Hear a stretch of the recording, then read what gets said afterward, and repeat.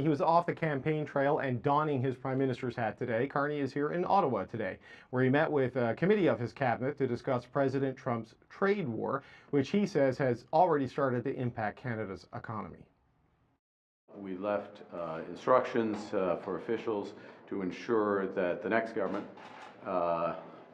whichever government Canadians choose, will be in the best possible position for negotiations with the United States, which, as the President and I have agreed, will begin from the start of May. Okay, with the financial markets spiraling and in chaos, Trump paused some of his global tariffs this week, but he kept his tariffs on Canada. The other party leaders spoke about that today on the campaign trail. In a moment when Trump threatens our country, we need leaders who will do more than just stand up for Canada. We must protect what makes us proud to be Canadian. While the rest of the world is getting pauses on Trump's tariffs, there are more tariffs on Canada today than when Mark Carney became Prime Minister. Now, I'm not blaming Mr. Carney for that. He has no control over President Trump. But that's why he should stop promising that he does. Okay, for more on this trade war, we're joined by former Deputy Prime Minister and former Quebec Premier Jean Charest, who is also a member of the Prime Minister's Council on Canada-U.S. Relations. Jean Charest, good to speak with you again. Thank you for being here, Thank sir. you, David. Last time we spoke was Liberation Day. I don't know if that's going to stick as a holiday, but that's what the President called it. A lot has happened since then. I mean, what's your sense of where things stand right now in the Canada-U.S. relationship? Well, on what they call Liberation Day, we sort of suffered from the Stockholm syndrome with an impression that we had avoided a hit. But in fact, we continue to have tariffs on aluminum, on steel. These apply to the world, but we are the most important supplier, and then automobiles, and then the fentanyl tariffs of 25%, except for everything that's under the umbrella of CUSMA. So we are still in a situation where we have to defend our interests. The government has decided to retaliate. I should point out that this is a world of very bad choices, David. I mean, there are no good choices. And everyone is very much aware that the tariffs the Americans impose on us hurt us. Retaliation also hurts us. I mean, but we've made a decision that we want to meet force with force. And so this is where we are at. What's interesting, though, one thing that I find encouraging is that the Americans have pointed out that they want the USMCA to be part of the overall scenario, which means that on the table there is still a scenario by which we can conclude or negotiate a trade agreement based on that if we're not in a world of tariffs. Because if we are, well, there's no point in having a trade deal. The Prime Minister Carney and the President agreed that they would negotiate after this election campaign. And it's on that basis that it would happen. And if that's the case, well, then maybe there is a path for us to conclude an agreement that would get rid of the tariffs. Well, on the tariffs, when we spoke last week, you said that the government needs to look at a more targeted approach, right? On top of the $125 billion or whatever the number is now that's out there. Howard Lutnick made some suggestion this week that Canada should back off on its retaliatory tariffs because he made the point it didn't work out well for China, which is now up to 145%.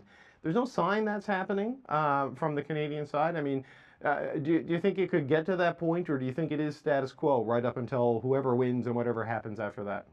Well, and since then, we have not seen any further retaliation from the American administration. I think they themselves now have gone and moved to the classic Trump strategy and modus operandi, shock and awe. So he hits people with tariffs, suspends, then negotiates.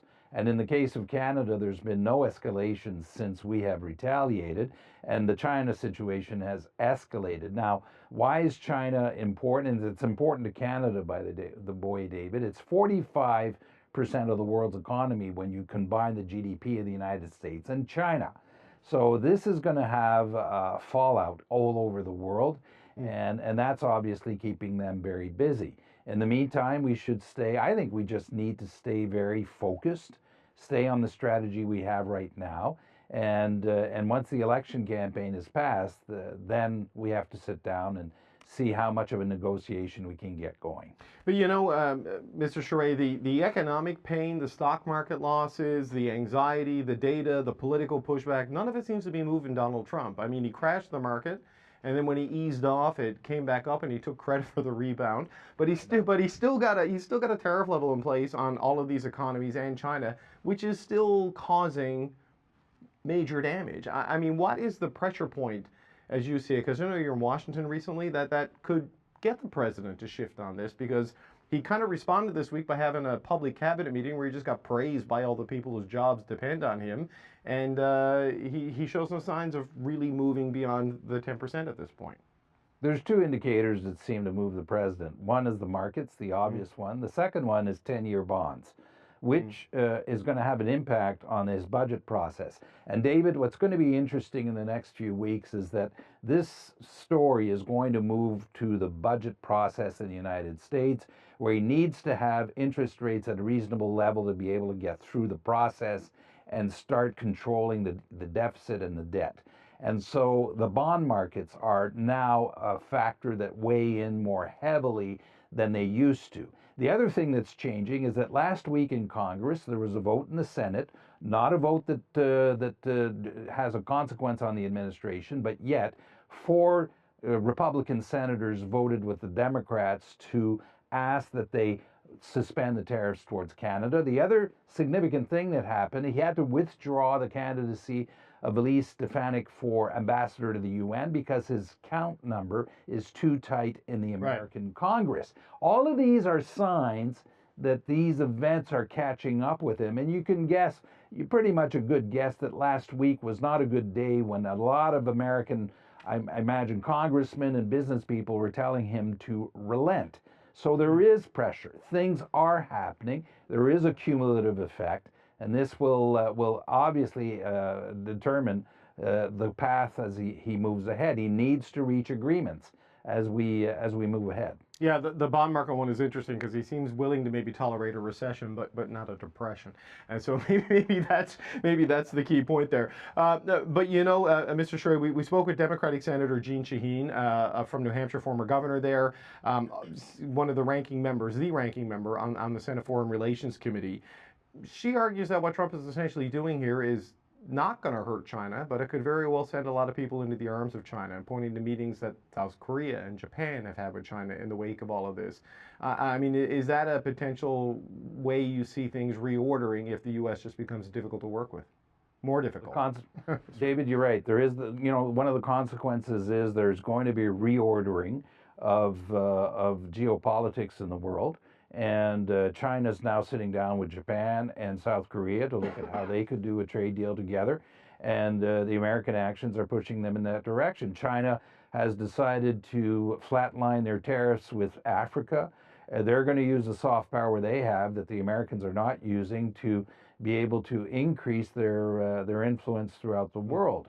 And so this has, it's going to have real consequences. The other thing about the 2nd of April and his Liberation Day is that as long as the Americans are in a bilateral relationship with someone, except maybe China, they can use their power. But on the 2nd of April, I don't know if they realized they were taking on the world.